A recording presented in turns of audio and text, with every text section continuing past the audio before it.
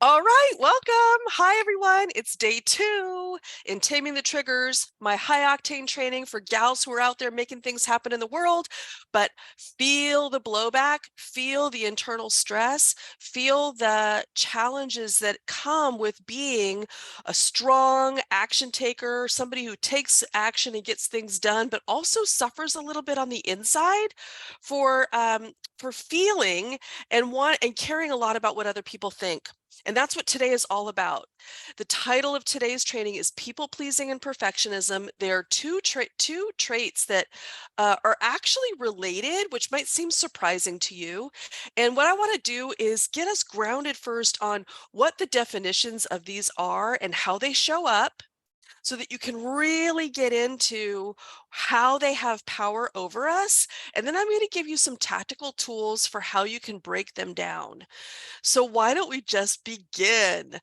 So when I talk about these as being tendencies, they're like reactive tendencies. They're almost like reflexes that we have trained ourselves to adopt because they actually gave us something. Both people pleasing and perfectionism have their roots in high performance. So I want to give us the overarching lesson that you are not wrong and bad. There's no shame in this game if you identify as both a people pleaser or a perfectionist or both, because they actually are tactical ways that we've learned to move in the world, to get results, to be a high performer, to drive ourselves to excellence, and to also win with people and care about what people think. So both of these just reflect these inner beliefs that we hold, that while they have promoted certain levels of performance and certain abilities in our lives, they do limit our self-expression and disempower us at some point. And I think you probably already realize that if you're attending this training. But I want to talk a little bit about maybe what they give us and what they take away. So let's start. Oh, hang on, I just lost my notes. What they give us is all about our interactions with people. So people pleasing is about, being compliant, being easygoing. I like to say going along to get along, being a good team member, being a helper, being collaborative, getting to compromise, being easygoing. A lot of people pleasers have really good social skills where even if you're not extroverted, you think and care about how you're perceived, which is a really good social skill. That's what it gives you. But when it goes too far, it means that you start limiting what you actually say and how you behave based on what you think other people want you to see or say. Meanwhile, perfectionism is that trait that helps you get so far because of high achievement and high performance. Someone with high perfectionism really cares a lot about excellence, progress, performance, workflow, accomplishment, and it fuels you to be a high performer, to be well regarded in whatever role that you hold. But we know that if you take it too far, it drains you. So these two tendencies, while they may have been helpful thus far, you know that you can't carry them forever because they're holding you back. They have a tendency to pull you down and keep you limited. Is that true? Can I get a heck yes? Tell me you can feel me if you can feel me. So I want to describe both and give you a sense of what the inner dialogue says, like what it sounds like when you're really under the spell of people pleasing or perfectionism. So let's start over here. Let's start with people pleasing. The whole definition is complying. It's going along to get along. It's being easygoing. It's getting our self-worth and security by complying with the expectations of others. Not necessarily what we believe and what we want, but interpreting what we think everybody else wants and trying to be that. So we're giving away our security and our safety based on what we think other people want. It doesn't come internally. So when we're doing this, we're seeking a need for approval. We base our self-worth on our ability to gain favor from others, to be in others' good graces. And we may be seeking confirmation from other people that we're worthwhile. We may see ourselves at the external expense of circumstances that are beyond our control. It's sort of a passive surrender, thinking like, well, I can only do so much. It's too hard. I can't control everybody. That can be sort of part of people pleasing. It's wanting safety and approval. It's wanting external validation.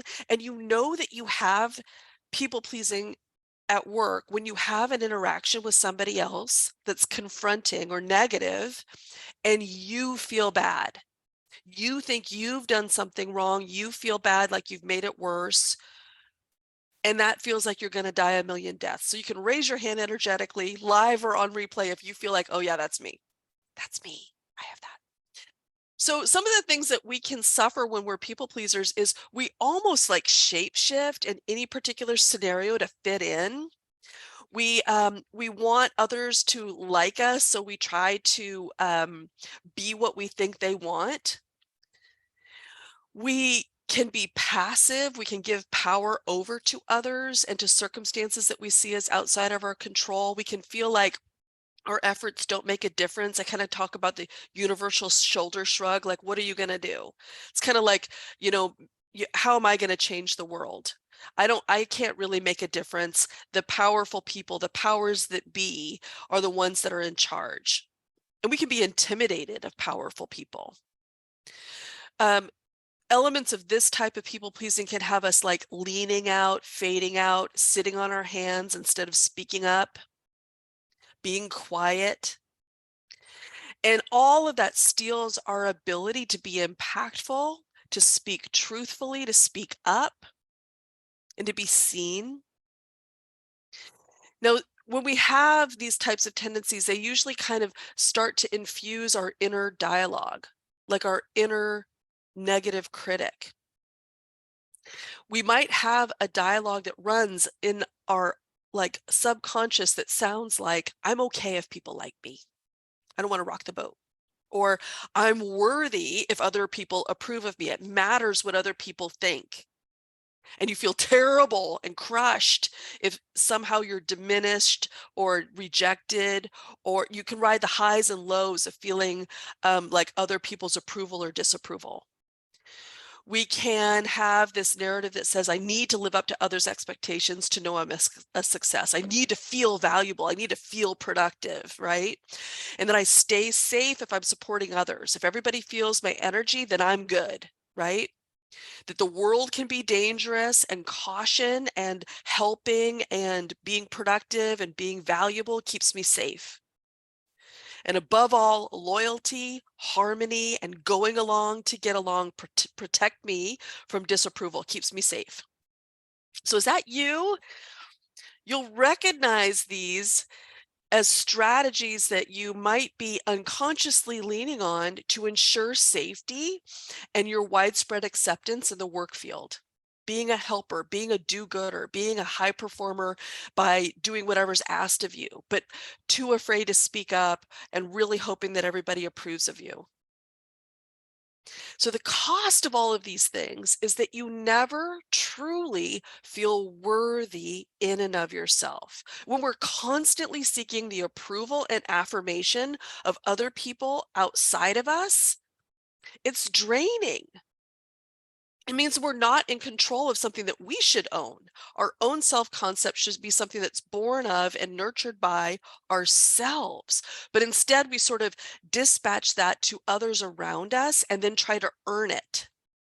It means that we're kind of constantly in pursuit of validation and feeling good enough based on reactions of other people. That's a big hazard of this mechanism. Do you feel me?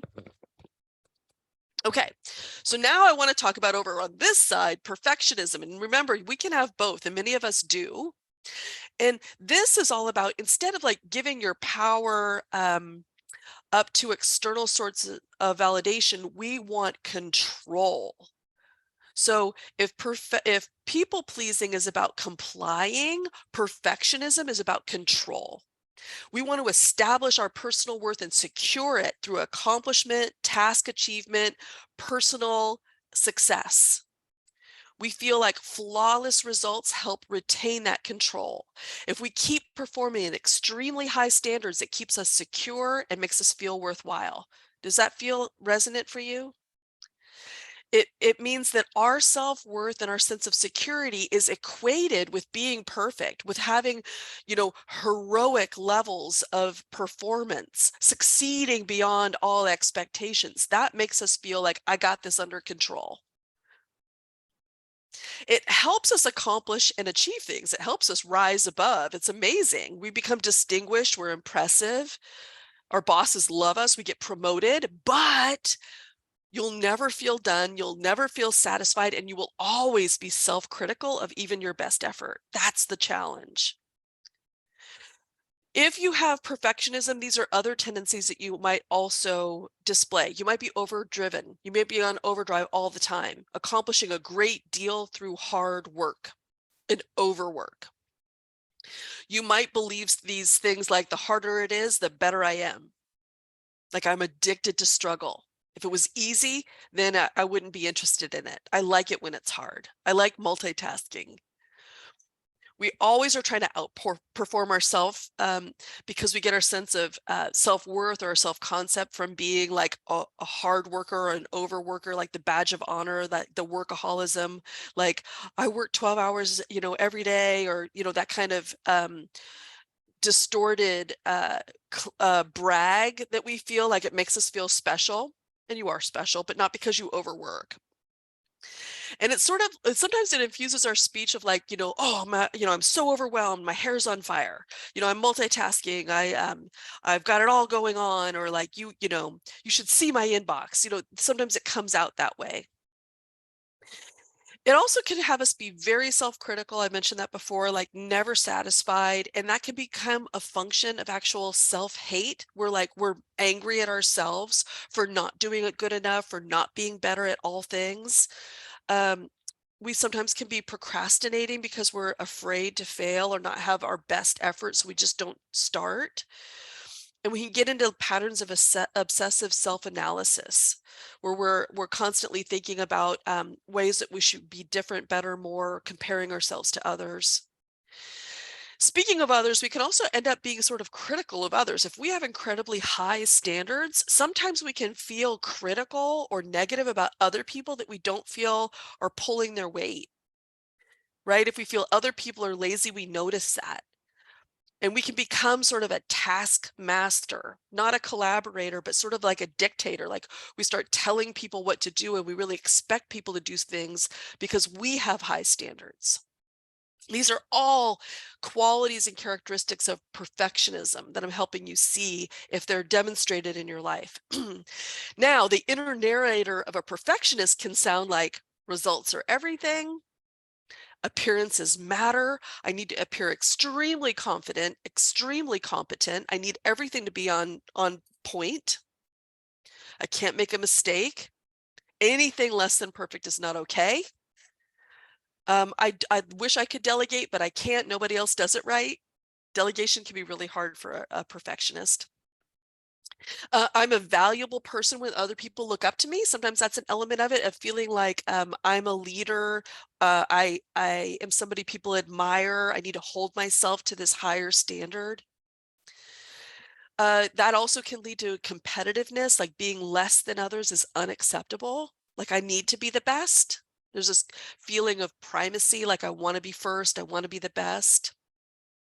And failure of any proportion threatens my self-worth and feels like death. Hate failing, making mistakes.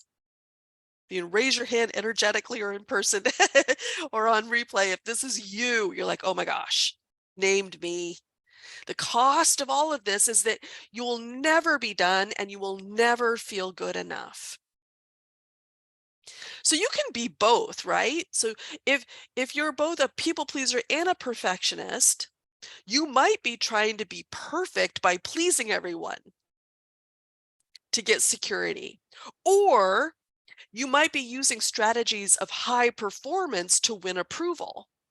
So they have like an overlap where we really struggle to prove ourselves, to get recognition, validation. And all of a sudden we have this game of always seeking the recognition of others to let us know that, yes, we are okay. And the cost is that you'll never feel truly worthy if you're the people pleaser, or you'll never really feel good enough if you're the perfectionist, or both. Now, before you spin out, don't be bummed. Nothing has gone wrong.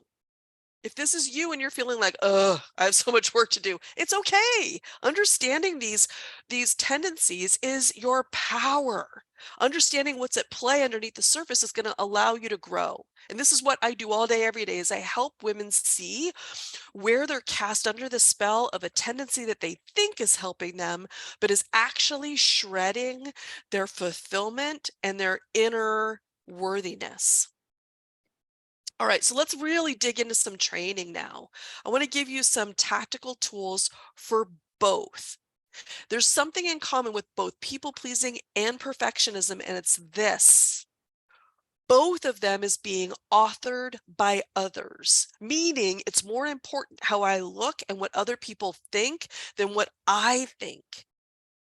That my creative self-expression and leadership are way subordinate, way beneath the surface, underneath what everything else matters, which is, am I acceptable? Am I being perfectly validated? Are people seeing me as worthy? Am I first? Am I high achieving? Are my results sterling?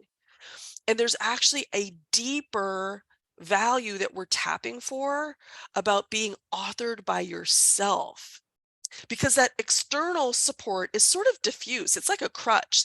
Constantly seeking our support outside of ourselves is like having an exoskeleton, right? It's like getting all of our support outside, and that we're always seeking it. Like, tomorrow I need to go make sure it's still here, as opposed to having it inside ourselves, having our skeleton inside our skin, having ourselves self-validated, self-authored, self-assured. Then we wake up in the morning already having everything that we need. And that's power. That's true knowing. And this is not saying that you're not going to go out and be high achieving and interact with people in a really positive way. It means that you solve for confidence on the inside first, and then everything else it will all be so much easier. Okay.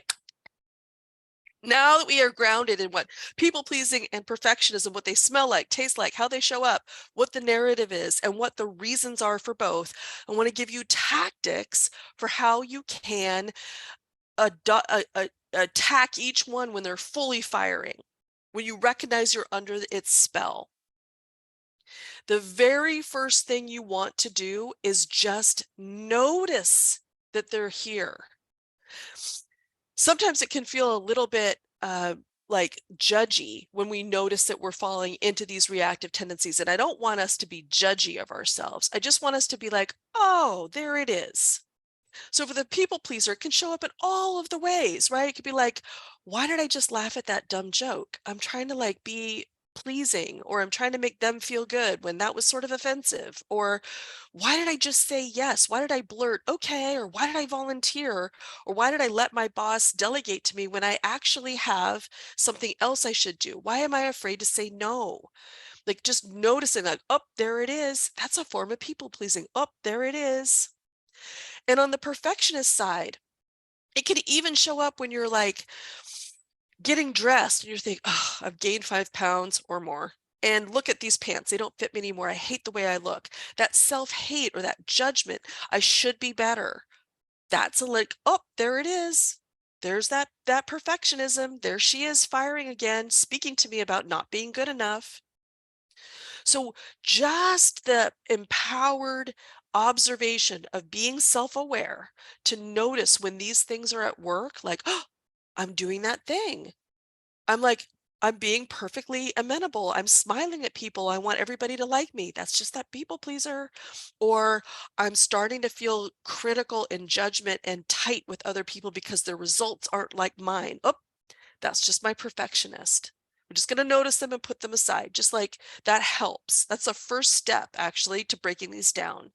So don't discount them as cheap and easy. It's not that easy because we don't want you to fall into judgment. We just want you to notice it. The second thing is to actually separate yourself from that tendency. And the way I like to do it, I call it name it to tame it. This is like creating a little, like what therapists would call cognitive dissonance. Like it's not me that's the people pleaser that I hate being. It's this little subset part of me. It's this little pleasing Patty. It's this little like nice girl Nancy. So actually creating a little persona of the small you that's behaving this way helps you actually gain agency over that tendency. It's a little bit of a hack where you can be like, oh, there's that perfect Patty. She's like, everything has to be perfectly perfect. There she is again. She's got, she's sitting there judging me. Or there's this harmony seeker that never wants to rock the boat. There she is, eyebrows up, ready to smile. She giggles. I don't know why she does that. Like, but it's her, not me. Does that make sense? And it's this task mistress over here that is lording over me and forcing me to do all these things. She's different than the real me. I can choose. This is powerful. It sounds elementary. It sounds maybe even silly, but actually like separating out the bigger part of you that can decide from the reactive tendency is a huge skill. And then the third thing, a third tactic I want to teach you is this idea that life is a lab. There is no do or die here. There's nothing scary. We're just experimenting as if we're in a laboratory. We're just trying new things. What if we just adopt this idea that I'm not going to jump into the deep end of the pool off the high dive. I'm just going to kind of wander in over by the kiddie pool where it's nice and shallow, where the babies are. I'm just going to kind of try new things. I'm going to see if it's okay. I'm going to test the waters before I dive in. And the ways in which you might test the waters is you might actually, as you notice yourself people pleasing, as you notice yourself saying okay when you don't necessarily mean okay, and you catch it and you name it like, oh, there's nice girl Nancy. You try something new and say, hang on, I actually want to think about that before I fully volunteer because I have a lot of other things on my plate. And like the people pleaser in you might think, oh my gosh, they're going to hate me. Oh my gosh, I can't say that. Oh my gosh, what will they think? Oh my gosh, I have to perform. But you're not really death defying here. You're just trying a little something new to see how it goes. You're exploring and testing a new way of being.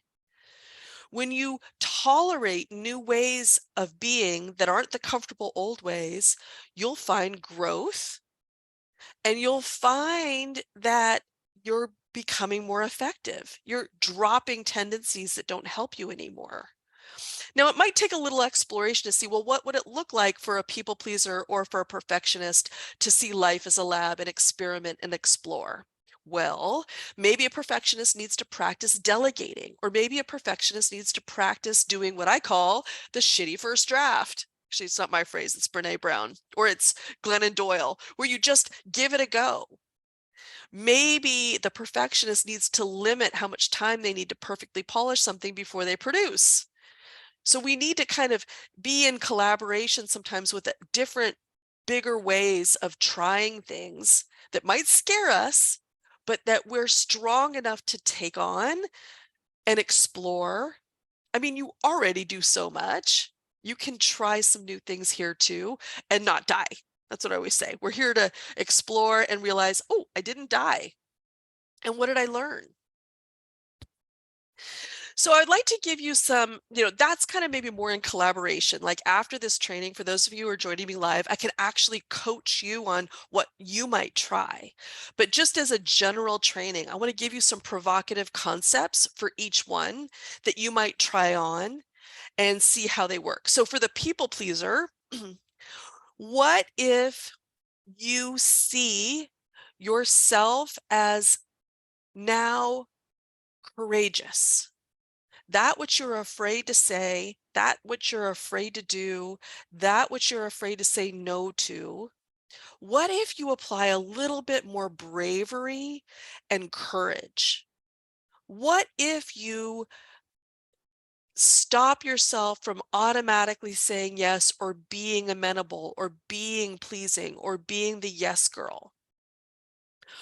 What if you try like really leveraging a sense of vision? What's the big purpose of your life? What's really important for you?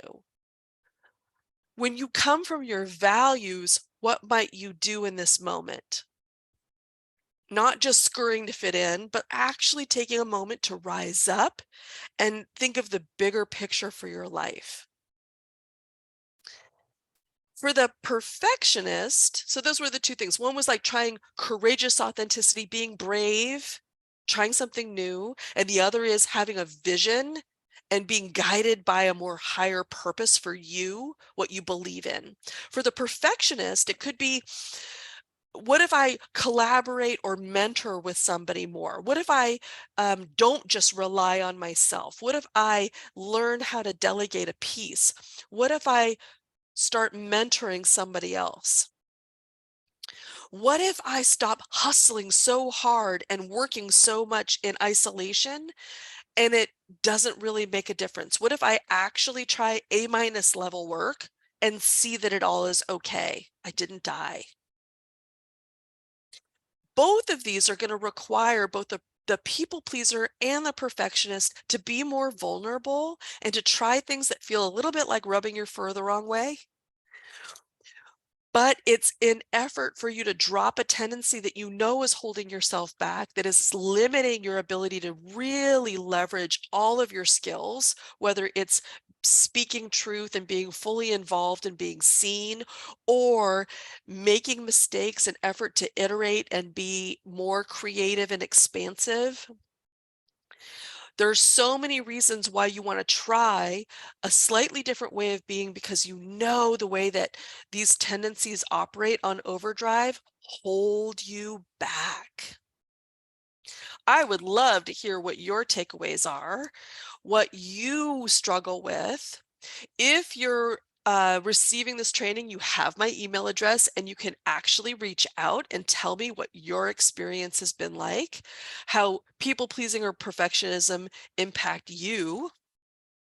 But now I'm going to take a moment to tell you how I work with clients in a small group format that helps us overcome these tendencies in real life. As you can probably see, like when I'm doing a training like this, much of it probably resonates for you. I know if you're watching, you're somebody who gets it in the same way that my clients get it, in the same way that I teach it. But actually adopting the lessons, actually behaving differently, actually confronting beliefs that you are stuck with sometimes takes real integration in a personal way. So you can listen to trainings like a podcast. You can be uplifted by like a self-help book, but it's really being coached. It's really having your brain and your thoughts being exposed and working with a coach to help action on the training and really apply new things. I think that probably makes sense to you. It's sort of like when you go to a lecture and you get time with the instructor afterwards to ask a personal question and get specific guidance on something that you're going to try or do, and then actually being able to loop back with the results so that you see yourself stepping forward and getting more up leveling as you go. Okay, so I'm going to tell you quickly. You can go to my website, which is www.joeleader.com, and see all the details of my group coaching program. I will tell you in brief, it is a 5-month immersion program where you get lifetime access to an entire portal of short video trainings that give you actionable lessons for all the things that I see women struggle with at work and in life. Things like resolving conflict, being direct, saying no, dealing with drama, dealing with difficult personalities, giving a public presentation, motivating others, hiring others, all of the things that we do in our work life. There are many trainings in my modular area that you get a lifetime access to when you join my Completely Confident Leadership Program. All of it is at www.jolleader.com, group program, you'll see it. But what's so great about that is that every week I go live for my small group of women studying together, and we coach on one particular lesson so that you really embed and integrate the learning, and you can ask questions and get feedback. And that's where we start to really see the rubber hit the road, where we start to get actionable, progressive results. Because I know that real life happens in between our weekly calls, I offer a very special bonus to women who sign up in my small group program, which is this thing I'm pulling up on my phone. It's a walkie-talkie feature that all my clients have access to, that allows them to have real-time coaching access to me when they have a problem, a conundrum, they need a sounding board, they want to be reminded of something, they want to unblock something, share a win, or have an accountability partner. It's a beautiful addition to the program that allows for so much intimacy and support. If you attended with me yesterday, you know that a part of what I offer is public speaking and presentation skills training. And this cohort that is starting in May is actually going through a public speaking subset where I'm teaching women how to present themselves in whatever atmosphere, whether it's a Zoom call, a live speech, one-on-one, in a big group, how to present and how to develop your speaking skills more effectively. Super powerful skill that you want to have. And all of this happens inside a private community with other like-minded sisters like you, women who are making things happen, but sometimes are holding themselves back. Because some of the women who have been in my program, when they graduate, they never want to leave. I've created an alumni program, which is another call that happens every week. And when you join Completely Confident Leadership, I also offer the opportunity to join the 2.0 Alumni Advanced call. So you can get 2 coaching calls a week where you can be bathing in these lessons and integrating them and up-leveling your skills. So it's a lot, right? You get a lot of value that's going to help you grow your leadership. You get the daily coaching support with the walkie-talkie. You get 2 calls a week with me coaching inside a small group forum. You get the public speaking workshop. You get the lifetime access to our membership portal that has all of the lessons that you need. I just had a woman reach out to me recently who said she had taken the course with me 3 years ago and went back to the public speaking portion, and another woman to the direct feedback portions because they were about to do those things in their life and they needed a little brush up. So it's beautiful to be able to have these resources available to you forever. And all of that, this 5-month program is available for $3,000, where you get so much up-leveling of skills that you probably have not invested in, maybe ever. Not very many people teach leadership courses the way I do. And maybe the last time you've actually taken a course has been like college. So is it time for you to up-level your leadership and to invest in you and your skills? It helps you dispel all of the distracting reactive tendencies that we have so that you can be more effective, that you can have more fun in your life, and that you can feel just freer. Okay, so go to joleader.com, see the group program. joleader.com/connect gets you a live call with me where we can actually discuss what's going on for you and what you most need. And I would love to hear from you. I love connecting with my community. So feel free, and I look forward to connecting with you soon. Tomorrow is our last lesson.